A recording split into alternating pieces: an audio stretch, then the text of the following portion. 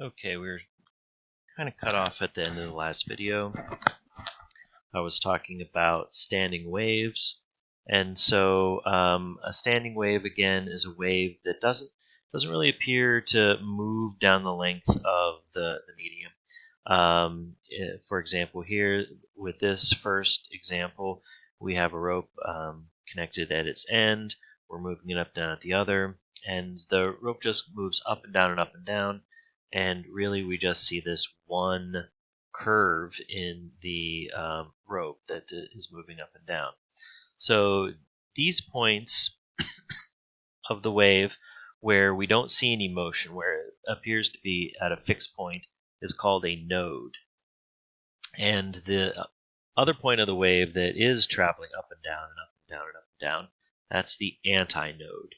So if you get the frequency of the wave just right, you can create with a rope a wave that is half a wavelength long, or you can create one here in this case that is a full wavelength.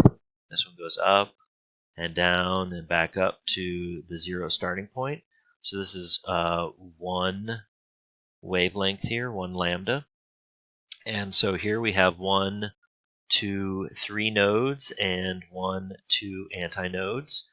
Or we have this one that has one full wavelength and then another wavelength. So this one is 1.5 or 3/2 lambda. So we've got here half lambda, 1 lambda, 3/2 of a lambda. So you might be seeing a pattern that is developing here. So what these are called, these various standing waves of half lambda, full lambda, 3/2 lambda, and then the next would be, what would it be? Half, 1, 3/2, 2 lambda, and so on. What we're seeing are harmonic waves. So we have here the fundamental wave, which is just 2 nodes and an antinode. And then the next overtone or harmonic wave, when we have the 2 fixed ends, is going to be a full lambda. So that's like 2/2 lambda, and then 3/2 lambda. And the next one would be 4/2 lambda, or just 2 lambda, and then 5/2 lambda, and so on and so forth. We just keep getting these first harmonics, second harmonic, third, fourth, fifth, and so on. So these relationships between these waves are called harmonics. And if you play guitar or some other stringed instrument, you might already be familiar with this concept of harmonic waves.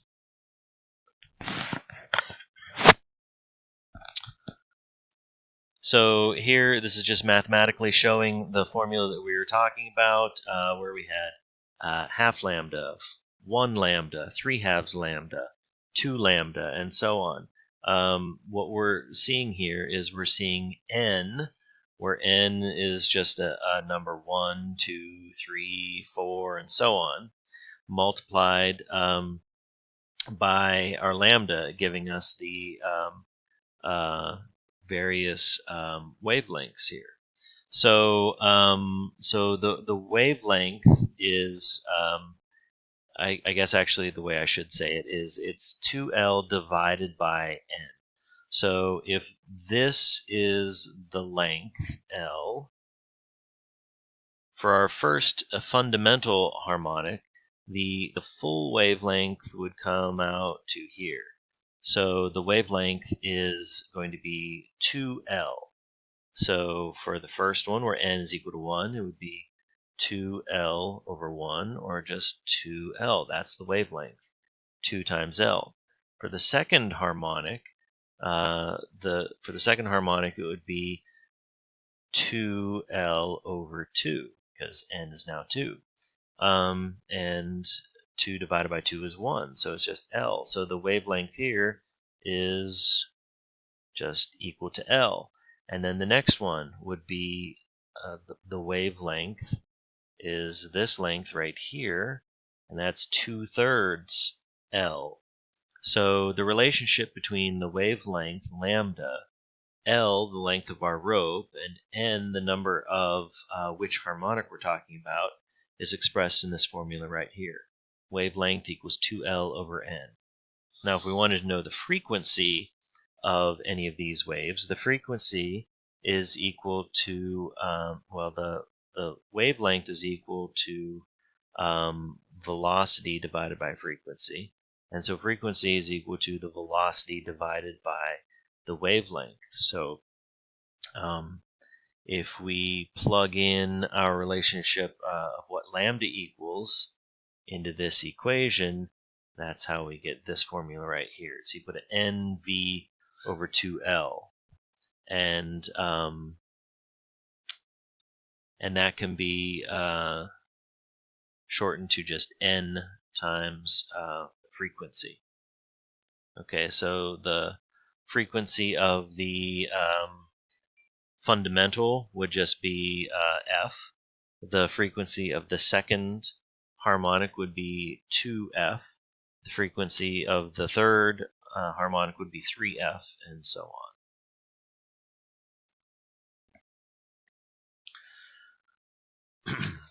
So if we think of waves, these could be sound waves or actual waves in water. When they come into contact with an obstruction, how do they behave? Well, here we have a wave that hits a wall with a small gap in it. And what happens is the wall blocks the waves, except for in this little gap where they're able to go through. And you can actually see the way these waves radiate out in all directions after they're allowed to pass through that small little opening. You can also sort of block the waves. Here the waves are traveling in this direction, and they hit this obstruction. You can see there's this shadow region here where the waves are kind of blocked.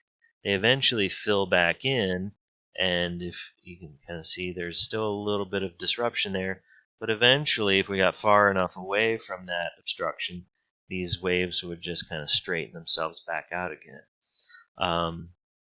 So this shadow region is called the diffraction, or diffraction region here. The waves are diffracted. And the amount of diffraction that occurs depends on several different things. The wavelength of the waves and the size of the obstructions. So here we have little small obstructions. They're not going to cause very much diffraction. The waves kind of close themselves right back up very shortly after passing the obstruction. Here we have a slightly larger obstruction, so we have a slightly larger region of diffraction. Here we have a log laying sideways, so this is a pretty good-sized obstruction. For these relatively short wavelengths, you can see a noticeable diffraction area. For long wavelengths, though, they're able to close themselves back up pretty quickly. So, yeah, if the object is larger than the wavelength, the diffraction is much more significant. So if we have short wavelengths with a big obstruction, that leads to significant diffraction.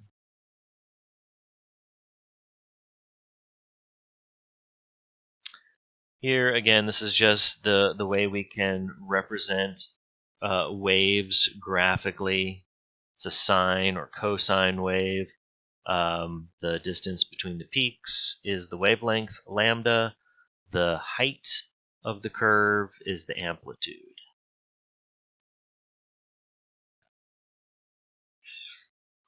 Here you can graph a wave function on your calculator if you've got a graphing calculator.